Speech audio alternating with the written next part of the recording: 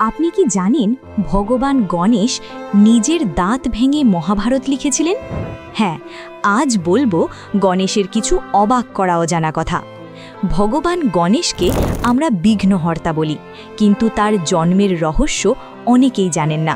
পার্বতী দেবী নিজের শরীরের উপটান থেকে গণেশকে সৃষ্টি করেছিলেন, তাই তিনি শুধু শিবপুত্র নন, তিনি শক্তির অংশ।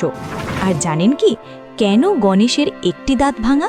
ব্যাসদেব যখন মহাভারত লিখতে কাউকে খুঁজছিলেন, তখন গণেশ রাজি হন, কিন্তু শর্ত ছিল লেখা থামানো যাবে না।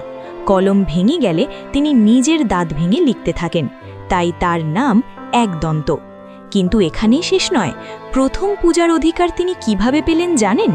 কার্তিক দেব যখন পৃথিবী প্রদক্ষিণে বেরিয়ে যান, গণেশ তখন মা বাবাকে ৩ বার প্রদক্ষিণ করে বলেন, আমার কাছে মা বাবাই পুরো বিশ্ব। এই জ্ঞানেই তিনি সবার আগে পূজিত হন। ইঁদুর তার বাহন কেন? কারণ ইঁদুর লোভের প্রতীক, আর গণেশ দেখান যে জীবনের লোভকে নিয়ন্ত্রণ করলেই সফলতা আসে। তাই যে কোনো শুভ কাজের আগে আমরা বলি শ্রী গণেশায় নমঃ।